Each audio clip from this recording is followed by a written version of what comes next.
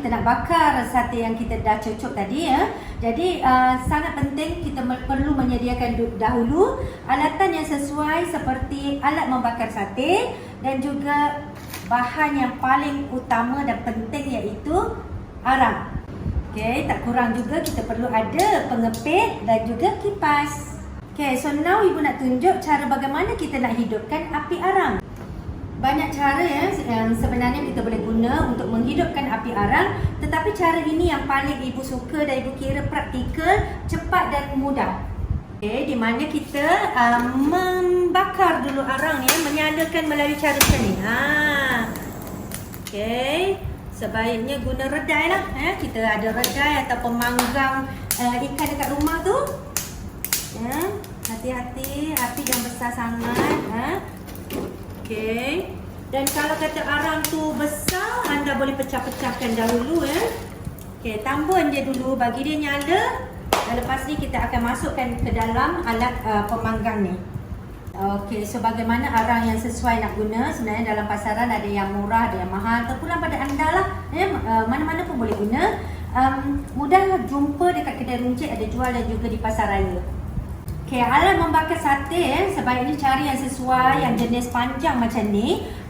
Kalau boleh elakkan yang 4 segi yang biasa orang bakar barbecue tu.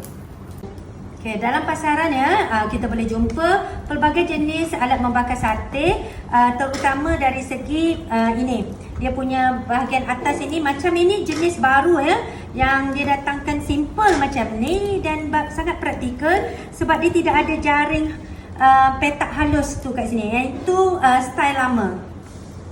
Okay, lebih kurang 10 minit bila dia dah membara sebelah ni kita boleh balikkan.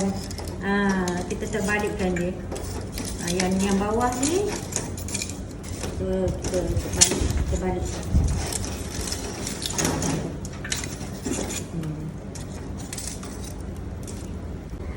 Okey, kalau dia dah bernyala macam ni okey, kita masukkan terus ke dalam alat pembakar.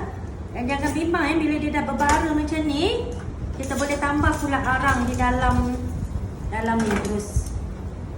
Okay, so ni boleh tutup api lah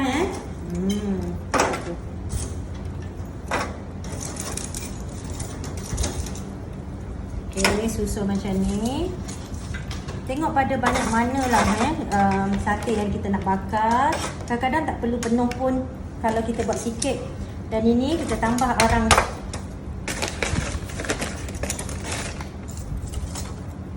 Ya, lebih kurang setengah jam proses kita nak nyalakan api ni. Dan sebenarnya kalau nak cepat, you besarkan api ni je. Cuma nak percikan dia tu kuat sikit lah. Dan kita perlu bantu kipaskan dia sekali-sekala untuk nampak bagi bara dia terus menyala. Okey, jika nak buat sate tu banyak, penuhkan, mesti penuhkan ya sebab kita kejar masa. Jadi kita boleh tambah lagi arang untuk kita bakar macam tu kat sebelah ni. Okey, sebenarnya tak perlu kira berapa banyak masa yang diperlukan untuk menyalakan arang ni. Sebab yang penting arang ni mesti kita jadikan dia bara Kita tak nak ada nyalaan api kat sini. Itu sangat penting sebab ramai yang silap teknik ni. Selagi ada api anda perlu tambah arang.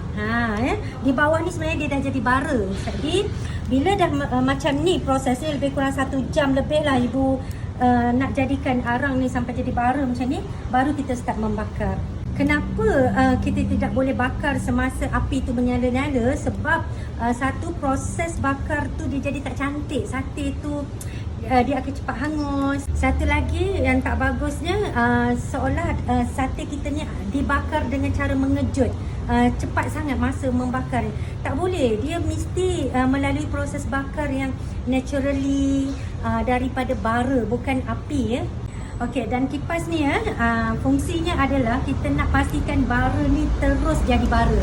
Jadi sekali-sekali kita perlu kipas dia Okey, kalau tempat anda dah berangin macam ni, kadang-kadang tak perlu nak kipas dah pun.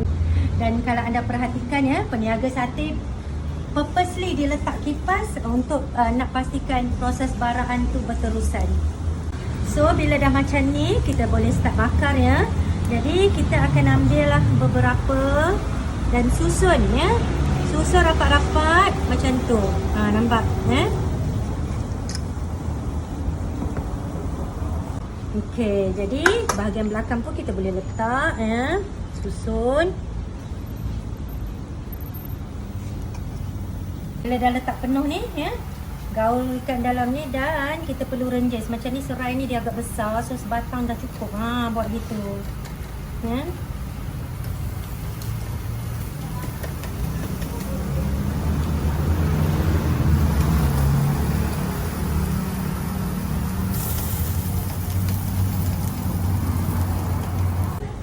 Okey alat pembakar sate ni secara praktikalnya kita kena letak dia memanjang di depan kita supaya senang proses kita nak membalik ke dua-dua belah macam ni. Nampak? Belah sini pun kita boleh balik macam tu. So balik ni bukan kata kita buat satu-satu ya. Kita boleh gitu. Okey, lepas tu kena ingat bila kita dah balikkan tu, kita mesti jangan lupa untuk renjes sekali lagi bahagian yang sebelah lagi.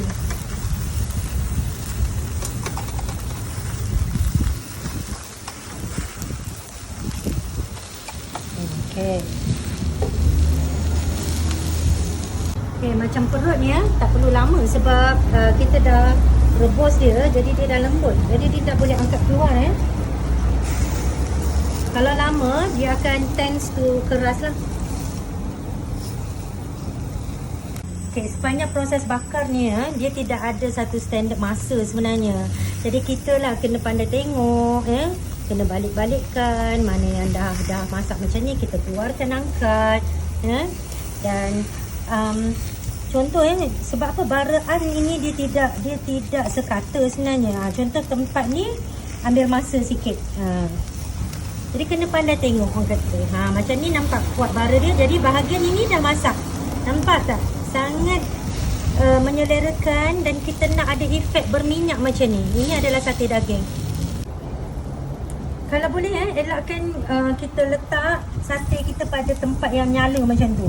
Ni sebab angin kuat jadi bara dia dah bernyala-nyala Okay, so kena pandai-pandai kawal lah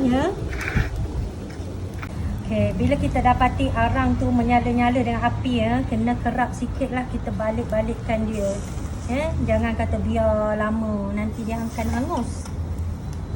Okay, bila kita bakar sate ni satu perkara penting yang kita kena beringat ialah bakar dia jangan terlalu lama.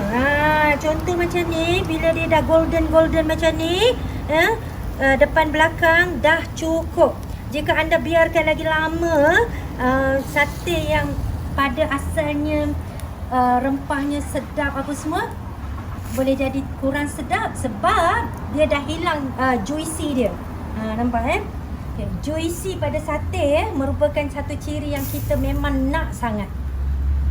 Okey, macam daging sangat kena pandai bakar dia, handle dia, sebab kalau tak kena cara, daging ni boleh jadi liat. Maksudnya contoh kalau dia direct kena pada api yang menyala, dia cepat hangus dan dia juga akan cepat keras. Okey, misal kata jika anda bakar sate terutama daging, tapi anda dapati keras, liat, sebenarnya kadang bukan salah paste itu sendiri sangat faktor keras daging ni daripada cara kita membakar ni. Okey, kalau diperhatikan ini masih kata dia belum capai tahap golden. So kita kena bakar sedikit lagi. Sebenarnya ayam ni dah masak, tapi kita nak dia ada efek golden sikit lagi keperangan. Kalau boleh elakkan kita dapat hangus macam ni. Tak nak. Okay, so ini sate ayam nampak tu keperangan dia. Ini yang kita nak. Tapi kalau anda perhatikan dia masih lembab-lembab, berminyak. So tak adalah pembakaran kita dia mengeringkan ayam ni nampak still juicy dan sungguh menyelerakan. Okay, so ini adalah sate kerang dan sate hati masak dia, bakar dia tak perlu lama sangat sebab dia jenis bahan mentah yang cepat proses masak dia. Okay, so kita balikkan dia. Nampak tak hati ni tadi dia lembik so now dia dah mula pecah. Okay, masak dah kerang ni. Ya, dia jangan dibiarkan terlalu lama sebab nanti dia akan liat.